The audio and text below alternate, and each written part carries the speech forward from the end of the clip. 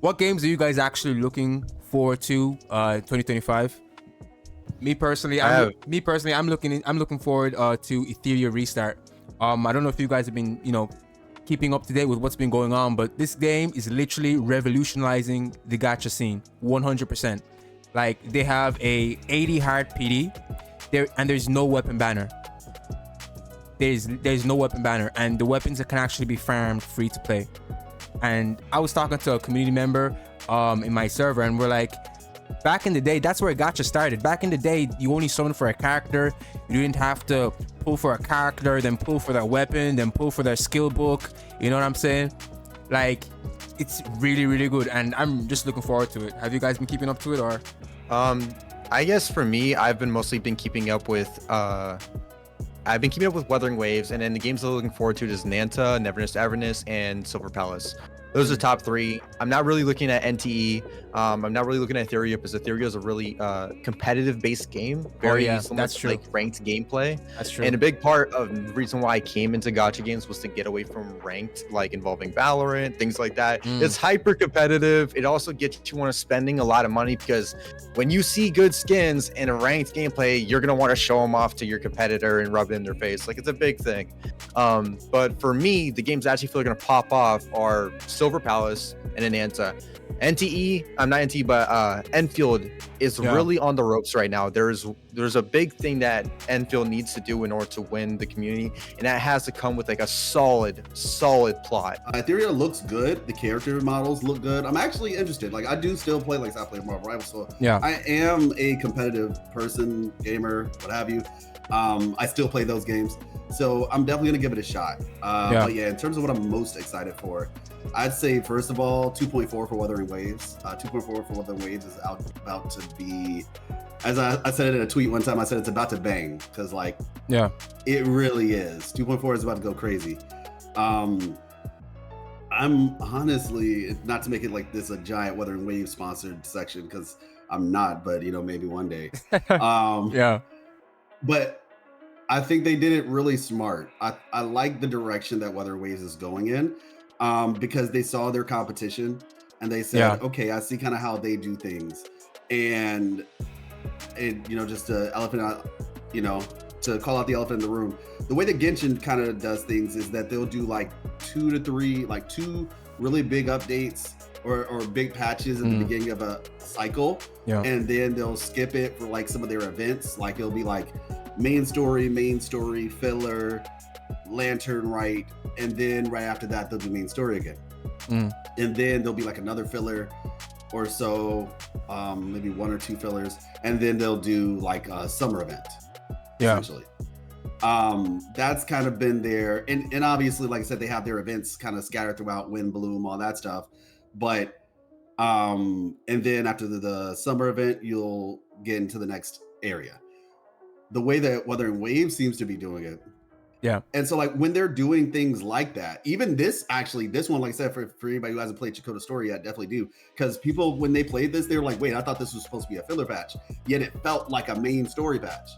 And so the way that they've been doing it, and like I said, with us about to get a giant patch in 2.4, which will probably set us on a totally a brand new hype cycle, it's essentially setting things up to where they can keep things fresh longer. Mind you, we still have to wait and see how things go, but if they continue on this route, it essentially, instead of having like all the main story, because I want to say in Fontaine they did all the main story at the beginning, so technically right after the first 3 patches of Fontaine, things start to feel a little bit dry. But for a long time. But they're spreading it out more, basically. Exactly, to keep the hype kind of revitalized essentially throughout to the next one. So I'm very excited for 2.4. I'm very excited for Silver Palace. It's very early though. I don't know when that thing is actually going to drop. It'll be a year from now. We don't know. But as somebody who enjoys like mystery, and if you know much about my channel, the detective life stuff that I do, that was already interesting to me. Same with NTE, actually. I think you're like a detective in that game as well. I think so. I'm very excited about that, and I'm sure we'll talk about those more later. But yeah, excited about those 2. Ananta as well. I think for me right now, I just want these games to come out. Yes. And then Enfield, I'd say, because I'm a big lore person, and so in similar vein to what Hero was saying, I'm really excited to see what they do with Enfield, because I think it has the potential to be a really strong competitor.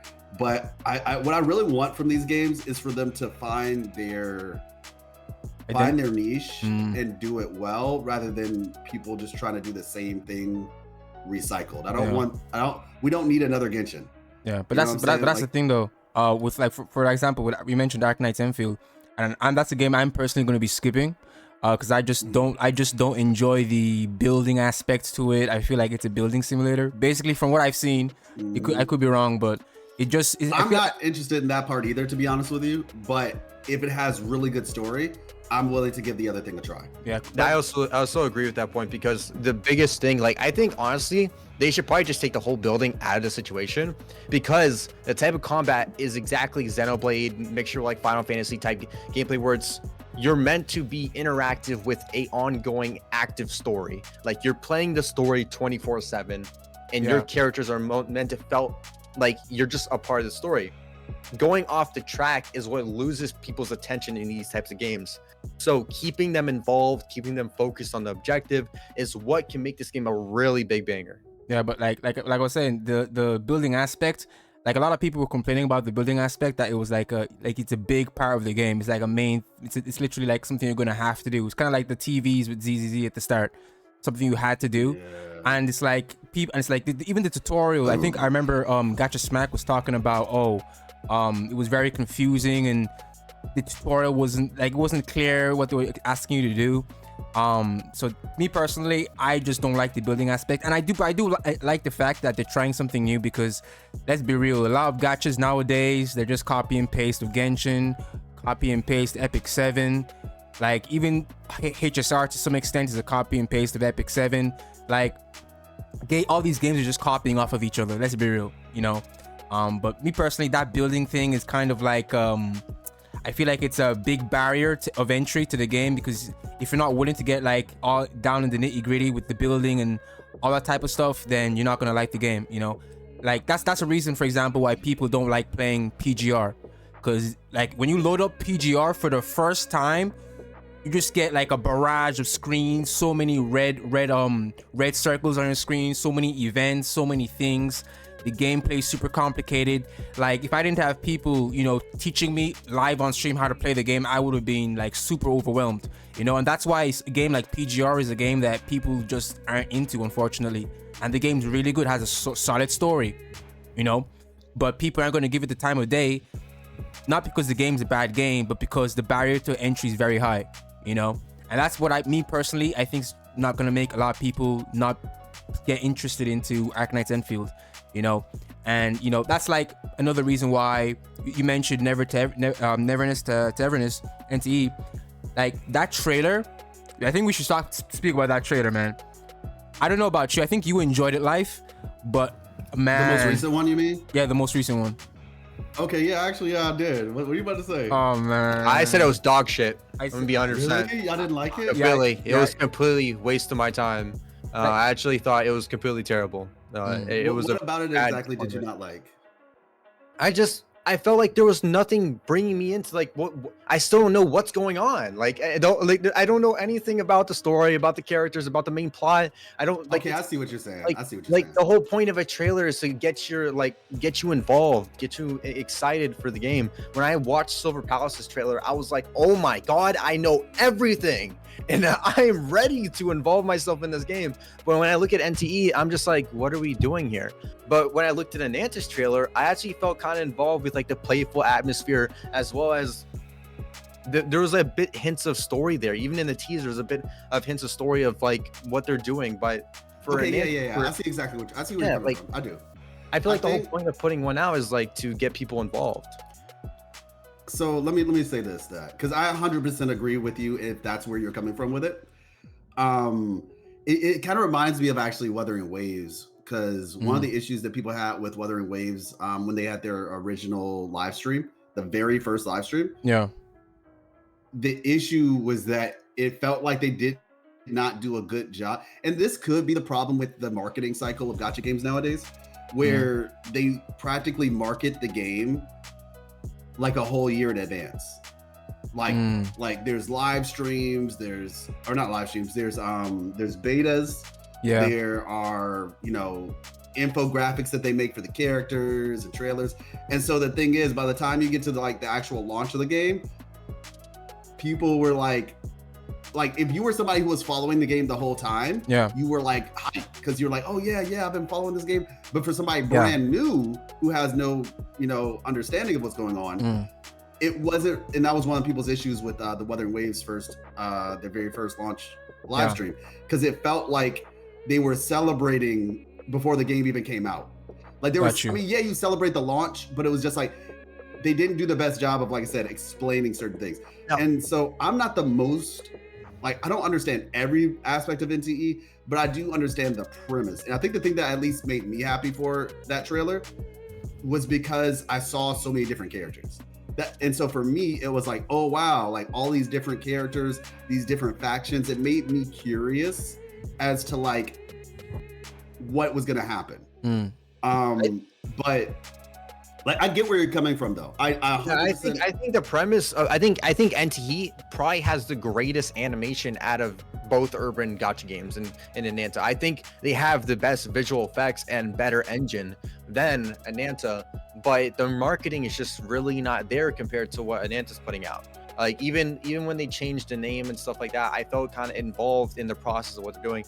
Yet I know Ananta is like kind of been hands off with the EN community and stuff like that, as well as I think both of them have. Let's be completely honest. But going forward, I want to see which one's going to try and involve us more in the story and try and market our loyalty towards the game rather than just like putting out whatever they want. I'm gonna be real. So like the reason why I'm not really messing with NTE. I'll be real. It's kind of similar to, because obviously I'm a huge Gacha Smack fan, if you can't tell. I was tuning into his reaction, and like me and him had the same reaction in the sense that nothing impressed me. Absolutely nothing impressed me. I didn't see an ounce of gameplay. It was all animated scenes that we're not going to actually see in game. You know, people actually played a beta test. People actually played the beta for NTE. So they know what it's about, right? The gameplay side of it. Like, they didn't show any gameplay improvements. It's like nothing. It's just like characters dancing, music playing in the background. It's like they're not showing anything. You know what I thought it was? What? It felt to me like an answer to Ananta's trailer. Because Ananta's trailer, first of all, that song was a bop. Yeah, like I enjoyed that. I listen to that song sometimes. It's one of my favorite songs. It's so good. It's so good. It felt like NTE was trying to answer Ananta, essentially. It was just like, okay, they had their hype, you know, song and dance music trailer or whatever, so we have to do one now too, basically. And I think one of the big things is because with Ananta, it felt like we saw more gameplay than we did of NTE. That's a good thing. Because Ananta practically started its marketing, if I recall correctly, with like a giant, like, or not so much a giant, but a solid portion of gameplay. Yeah. Like we saw the Spider-Man mechanics. We saw like a bunch of different characters. Yeah. Remember the Splatoon gameplay? Oh my god, in the rooftop gameplay? Oh yeah, exactly. Yeah. Like the guy, like we saw a lot of gameplay for Ananta when it first dropped. Like we saw the trailer, and then we just saw like a bunch of gameplay. And so yeah, I can understand that aspect. I definitely can. Like the whole animated, like the whole thing with the animated, like almost anime-esque trailer, I don't really like those because I feel like it's just smoke and mirrors. Like if you've played enough gacha games, it's just a bunch of smoke and mirrors. We come to watch the trailers to see the gameplay improvements, maybe new modes, new systems.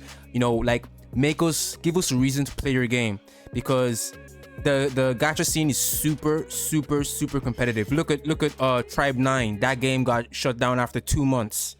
After only 2 months.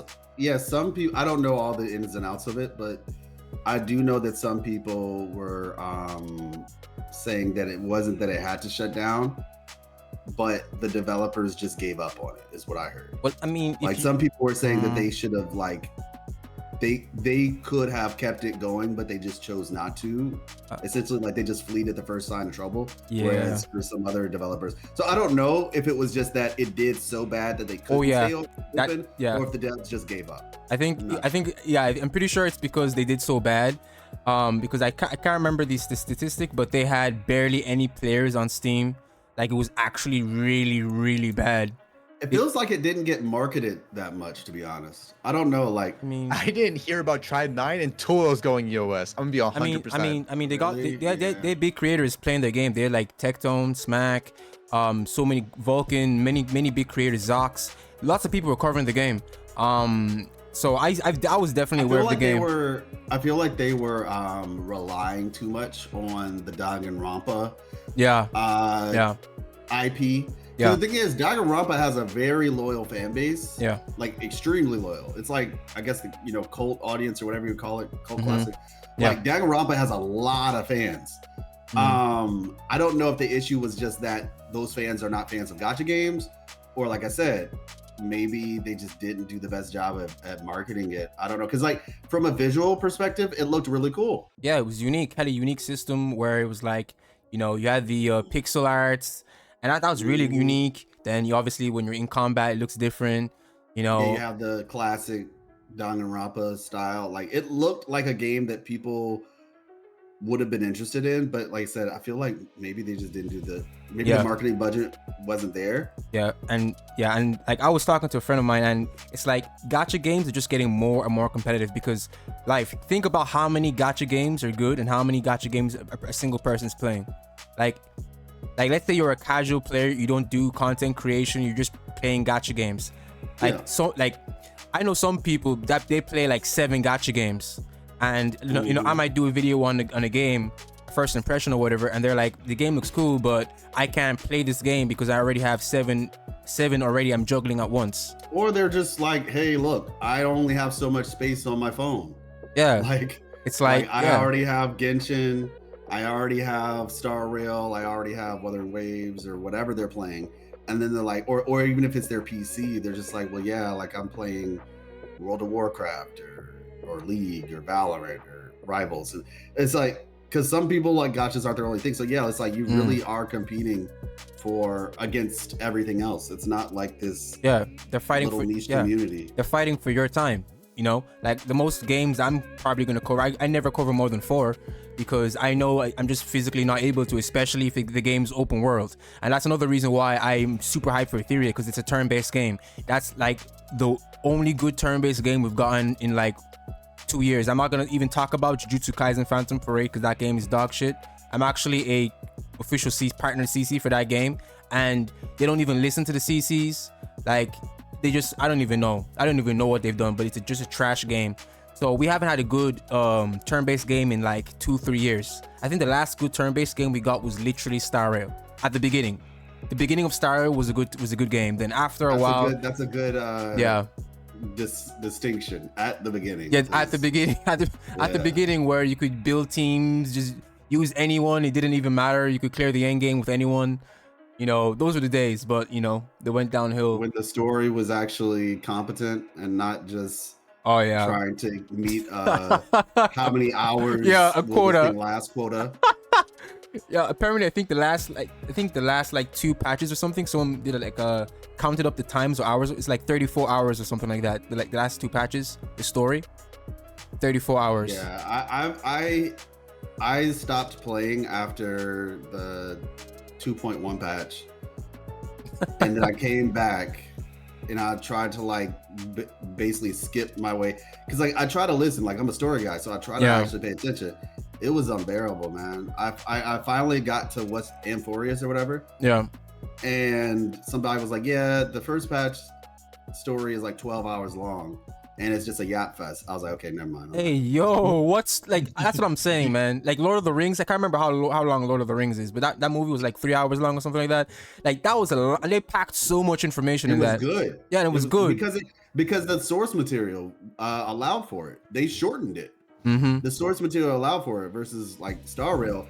They're like, it's very much kind of like what Hero was saying. Yeah. It's like EA, it's like the way that these companies do, where it's just they're really just trying to say like, hey, look how long players is. Because the thing is, if you're spending all these hours playing their game, that means you're not playing other people's game. Yeah, and that's what they care about, because they're just trying to keep their people from going to It's other not places. just that. It's the fact that they're pumping it out, hoping that one's gonna be a banger. Because the more games you put out, the more opportunities you have for one to blow up. It's like posting videos on YouTube. Like Yeah, if you that's put true. so many videos out, at least one's gonna snowball. That's And the thing about it is that last week was kind of my breaking straw with Honkai Star Rail. I officially gave up on ever watching a story, and I just went and watched all the cutscenes on YouTube. And I'm gonna be honest, it's probably more worth it that way. I watched 1 hour of cutscenes, and I actually got so involved, I almost cried. I was like, "Oh my god, this is like a comic, a killer story. This actually has like a crazy good premise." And then I remember, oh, this 15-minute cutscene involved 8 hours of standstill gameplay, where you're just reading black text. Like that's and I was like, "What the fuck?" That's what I'm saying. With storytelling, As you opposed can't to just white text, the superior text. Oh man. The superior, yes. The superior. Like Wait until they pull out the red text. Oh no. Like that's what I'm saying, That's man. Jesus. Like with storytelling, there's different ways to deliver a story. Like longer story doesn't mean better, man. It does not mean better.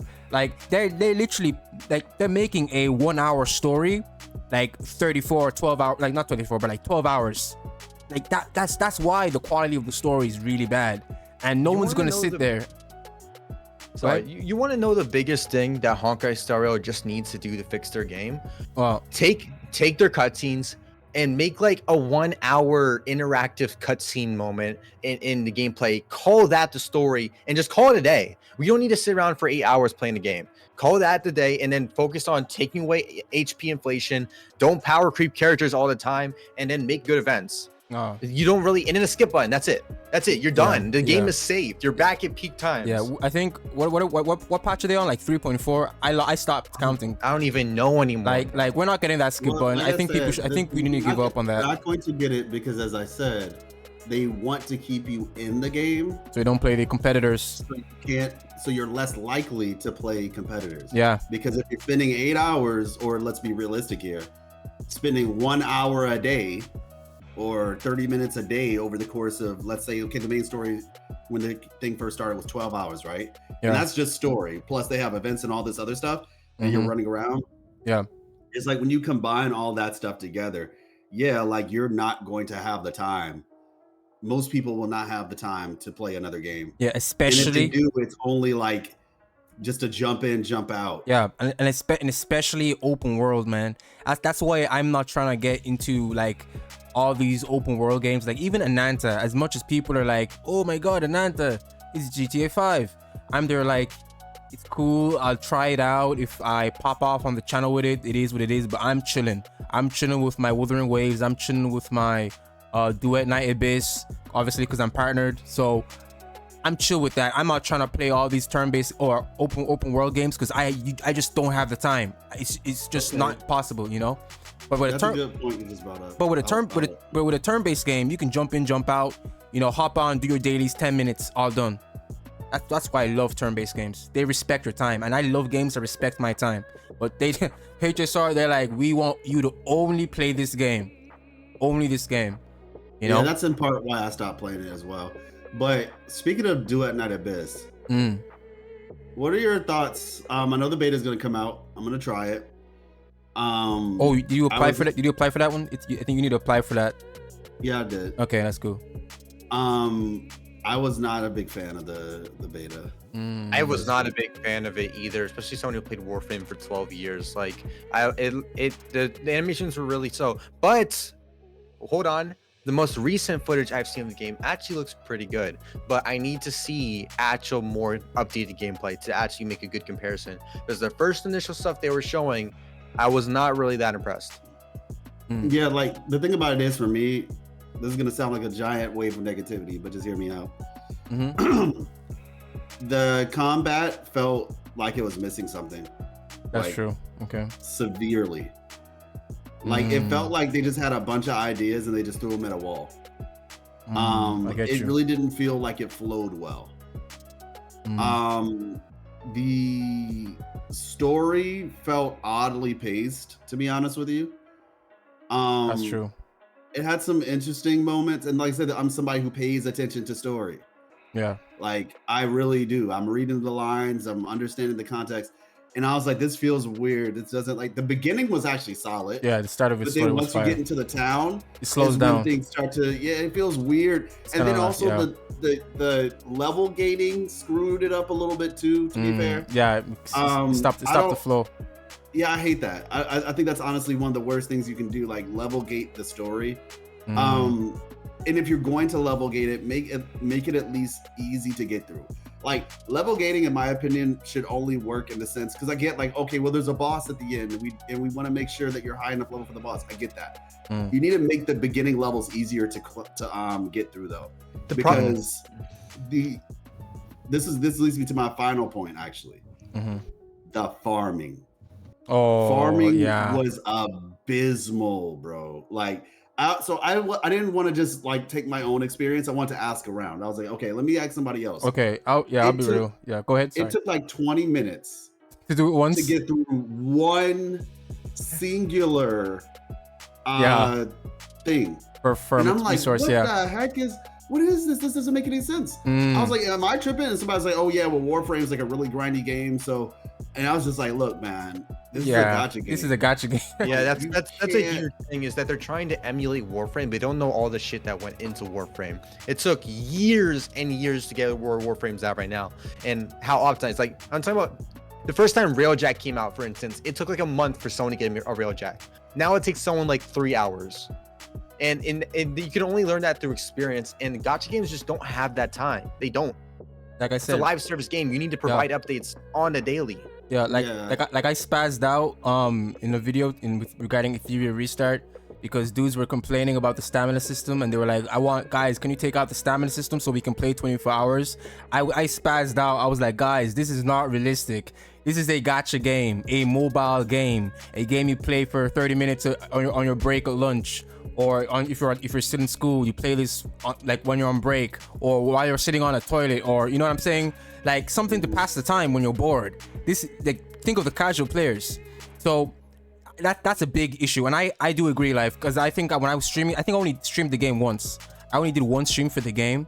I did two. Yeah, I only did one because obviously, first of all, I'm not trying to burn myself out on the game before it actually comes out, and two, because like I actually stopped the stream when I did the gear farming, because I had to do some gear farming, and I was like, I did it once, and I was like, yo, this took like 15 to 20 minutes just to do this once. It was insane. So I asked my buddy Loba, because he played it as well. He said the same thing. I was like, okay, so it's not just me.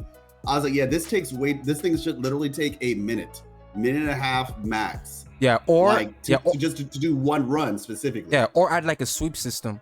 Add a sweep system, so after you beat it once, you don't have to beat it again. Add like a sweep system that automatically just clear it, and it just gives you all the resources instantly. What we played was the first closed beta. Yeah. And also you have to always, because I try to be objective with this type of stuff, it's early. Like we were playing an old build. Yeah. Like the build that they were working on when we were playing the first beta was likely couple months old build. Yeah. So, and you can see now with the most recent trailer that they've updated quite a few things. That looks better. I think it has potential. It does. Whether it actually realizes that potential, like there was an interesting like Baldur's Gate sort of system that they had, where like you talk to people and you get like certain stats, like you can like upgrade your wisdom or your influence or whatever. Yeah, I like that. So based on what you upgrade, you can actually unlock different parts of conversations with certain NPCs and such. So I was like, okay, that's interesting. So like, I think they just need a little bit. My personal opinion, I was like, this game needs to go dark. I was like, this game needs to go dark, and they need to really, work on some stuff. But hey, who knows? Maybe they felt like based on what they were currently working on to where they are now, maybe they have a better product to present. So we'll see. We have one more game to touch up. One more. It's Silver Palace. What you're about to say. We have to talk about Silver Palace. But that game is crazy. Yeah. Really? All right. I mean, I think it's cool. I like the story trailer. I like the gameplay. The gameplay looks really unique. But like I said, I'm kind of tapped out with open world games. So if it's not anything super insane, I'm not gonna bite. But I don't know. I think this kind of leads into the point that you were making earlier, which I agree with, and I've been saying this for a while now. Like I literally have been saying this since before Wuthering Waves came out. Yeah. Because of the level of competition that the gacha space is receiving, we need more quality of life.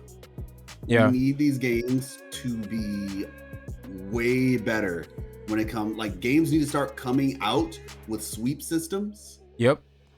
Where you can just finish the grind one time and then sweep the rest of the way through, not have to constantly. Like they need to make the process of dailies. Playing the game, the dailies, like that thing needs to be optimized out the box. I'm gonna be honest. I don't think Soul Palace should have dailies.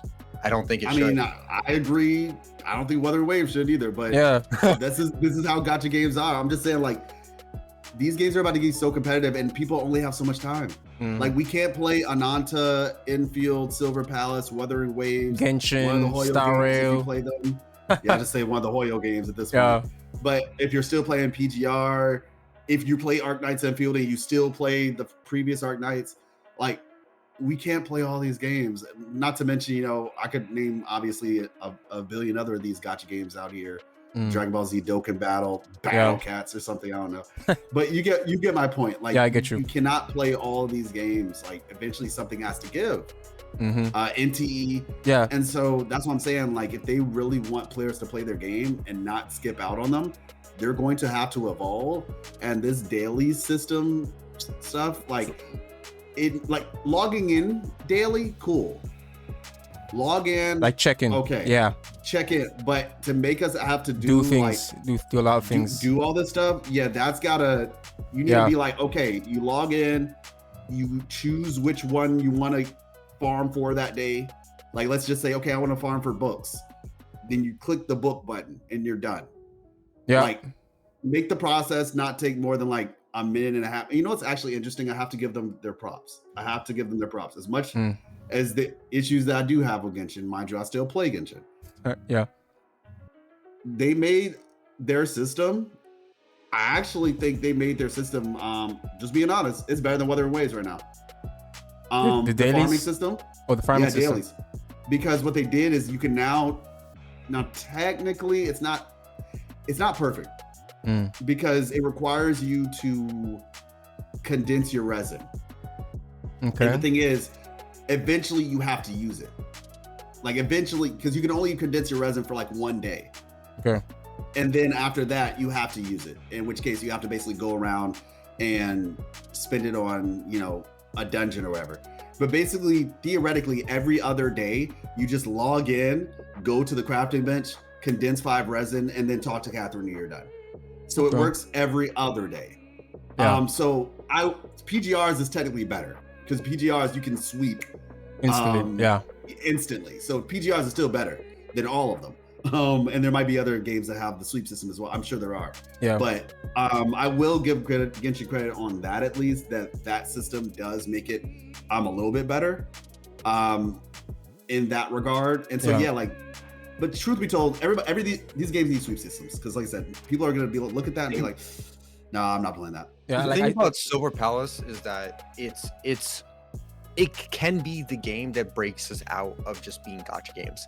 It could be the game that shows up on Game Awards and that is like a AAA level game. Because right out the gate, the quality of Silver Palace is phenomenal, and we haven't even heard of this game ever. The company haven't heard jack shit about anything involving this game. It has such a refined system. I would say the horses in that game are better than Warframe and the Viri. I think they are better. It has better animations, mechanics. I never in my life thought I wanted a drifting horse before. Like it is so refined, more than a game like it's been out for 12 years. And I'm like, okay, this can either be the biggest flop in history or it could redefine what it means to be a gacha game. Like I'll be real hero, because I've been doing this gacha stuff for so long, even before I started doing content creation for years.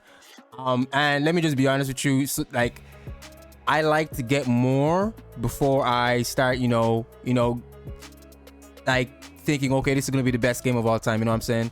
Like, games can. I've seen great games like. Oh yeah, 100% agree. I've seen the biggest, most hyped games. People have been hyping the game for years, and then when it drops, they fumble the launch, or they do something where they start rewarding, you know, the JP or CM players. They neglect the global players. Super high microtransactions that are just so flooded you can't get out of them. Like there's a lot of things that can go wrong. So but yeah, we need to there be is an opportunity. Yeah, but yeah, like with all these games, but like we need to give it a bit more, like get our hands on the game, play the betas, you know, then maybe the beta before they release it, that's when we can start, you know, coming to some conclusions about it. But for now, I'm still skeptical just because I've seen hundreds of gacha games go down this path. What I wanted to say. Go ahead. Sorry. What I wanted to say about Silver Palace, it is actually something that it shares with both Ananta and NTE, which I think is interesting.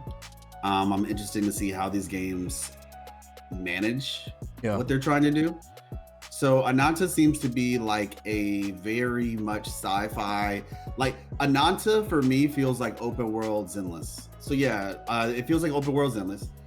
Neverness to Everness feels like it's, I mean, technically they're both sci-fi, but Neverness to Everness feels like it's more like Tokyo Ghostwire in a way, where it's like that that sort of ghostly type feel to it, like a mystery Ghostbusters type feel. But it seems like, and this is what I really hope NTE does, is I hope they don't take themselves seriously, and I hope it's literally just a slice of life comedy Saturday morning cartoon type thing.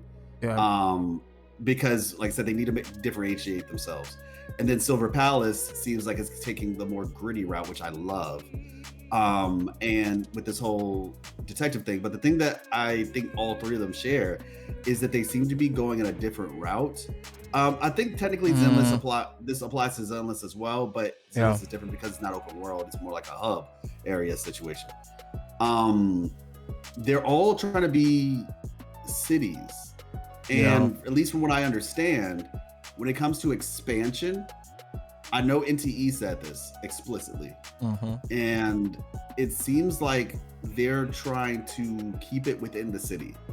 I know Ananta's also like it's gonna be like San Francisco Watch Dogs type thing where you stay within that one area and like that transforms the stories in that one.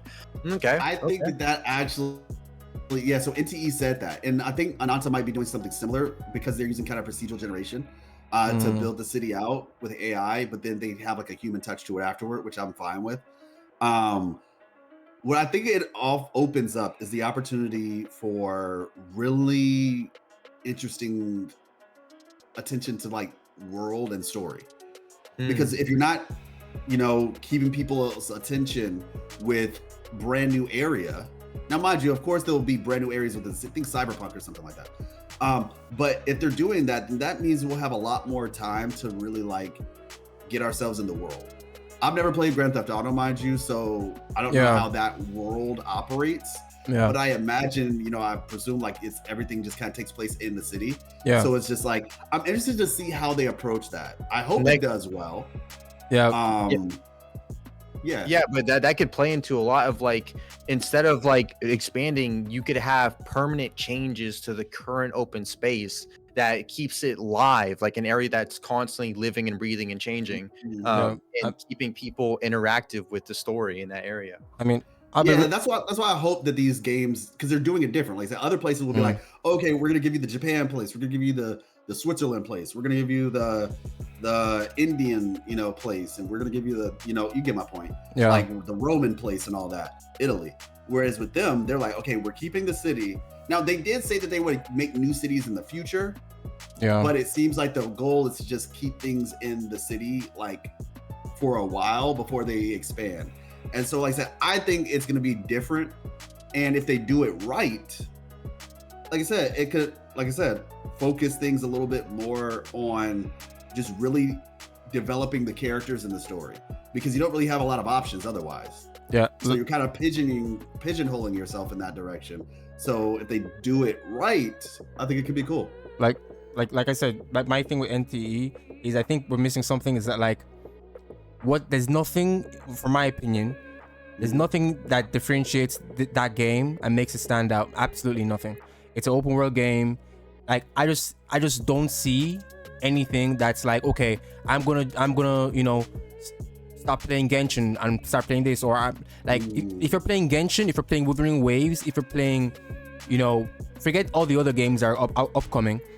But if you're already playing what's already out right now, you're not gonna reduce your time on those games to play that game, because there's absolutely nothing that's different going on in that game. Obviously, it's a different area, different aesthetic, but it's nothing that's gonna be like, okay, I'm gonna start playing this game over what I'm already playing. That's like I said, why people aren't gonna be quitting Genshin. Like they have too many games on their hands. They're not gonna quit what they have right now to play this. So that's just my main thing, and that's why I don't think NTE is gonna be doing so well, and that's why not a lot of CCs are really so keen on the game. If I'm being honest with you, they're more hyped for the other games coming out. Yeah, I mean, like I said, for me personally, I'm interested. Yeah, got you. Because I think it does have potential. I think what's going to be necessary for it, though, is it needs to come out before Ananta, which it seems like it will. And when it does come out, that's going to be its opportunity to prove itself. Because I think people are still going to try it at the very least. Oh, yeah, they will. Everyone's going to try it. Yeah, everybody's going to try it. So they really need to have like a really strong introduction to the game. Yeah. I'm going to be honest, from what I understand about the combat, people were saying that the combat. So when I talked to BitX, and he's like a math guy. He knows, he crunches the numbers, and he was saying that he likes the combat system, but the actual combat is what, like the numbers, like in the concepts of the combat system are cool. But then when it actually comes to the practical aspects of playing it, when I talked to EO, he was saying it had issues. Now, if they can fix that, that would be helpful. I think what NTE could do to make it actually stand out is mix kind of like a Wuthering Waves style of gameplay with Genshin. Okay. Where it's like you get fast-paced combat, but you also get elemental reactions. That's what BitX was kind of telling me. Okay. Now, mind you, they're not gonna like. Let's be honest here. Wuthering Waves' combat is not going to get beaten for a very long time because they've spent years. Like, you literally have to just buy the developers because they've spent so many years. It's also constantly evolving. It's bringing, like we said earlier, it's going to continue getting higher and higher because they're starting to let loose of those chains and getting into their PGR elements. And once they hit that PGR, people ain't ready. They ain't ready. Yeah, but that's what I'm saying. Like, all you really have to do to make yourself stand out is give people Genshin's combat, but make it actually feel more like combat. Because Genshin's combat is more like a active turn-based game. That's why I've always described it as. Yeah. Like, that's basically how it feels. So if you give people just more action elements, but still then have your own little twist on the elemental system, I think that would make it for fun, like from a fun perspective. And then obviously, like I said, the story, I agree a lot with what you said, Hero. When I think back on it, I still enjoyed the trailer personally, but I do understand where you're coming from. I think they definitely could have shown one more gameplay, and two, the better thing is that they could have just actually put that entire thing on like some background video and not make it a trailer. Like it was a good video. It just couldn't. They could have did something else for the trailer. Yeah, like I said, and maybe once when the CBT drops, they'll drop like a story trailer. Oh, I bet. I don't think they're done. I'm not counting NTE out of the ring. I think NTE and Ananta are both actively trying to express themselves, but they're still figuring out things behind the scenes, and they need just some time to cook. All right, I think we've yapped about NTE a bit enough. So those are our thoughts. But before we get back, sorry, go ahead. I was just finishing thoughts because we technically started with Silver Palace. I like the combat looks really cool. I like the finishers. I like the aesthetic of the world. I like the main character. I think her design is amazing. The male actually looks really good too. When I looked at all the designs of the characters, it was interesting because it's just like you have this like detective style character, and then you have like you have a maid, you have this Riceley from Genshin looking dude, and then you had some girl with looked like a character from like Arc Knights with a shield and armor. And I was just like, okay, so where are we going with this? But yeah, just generally speaking, though, I do think it looks really cool. It looks really promising.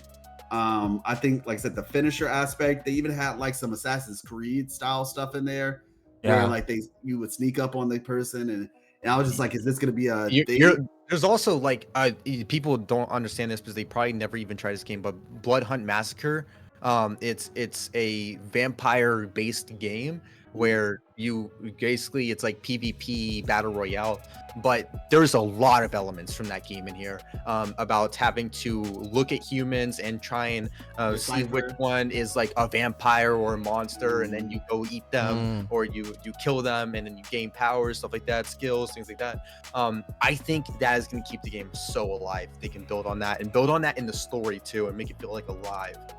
Yeah, like the story aspect of it looked really cool. Even like the final fight with like the Cinderella type, you know, the pumpkin carriage bit.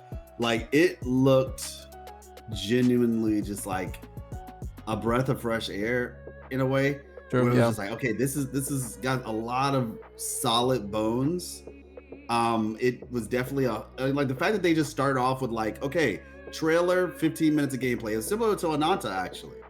Yeah, that's good. And that's why people like it so much, I think, up to this point, because they're just like, they showed that much. And so yeah, when it finally does launch, like I said, I just wish I could be like a fly on the wall in some of these meetings, because I'm just like, how are y'all gonna come? Not so much that they can't compete, but if I'm a gacha company, I'm thinking to myself like, okay, we have so much competition right now. How do we survive? Yeah. How do we? And that's why I said I think they need to make it to where these games are easier to approach. Like the gacha elements need to be reduced. The time, like a lot of this stuff needs to be more player friendly, I think, so that way you can expand to more Western audiences. Yeah, got you. And I'm not saying you have to change the soul of the game to be a Western game, but I'm saying you need to make it more approachable so more people will actually want to play it, because you can't just keep relying on the same ingredients, in my opinion.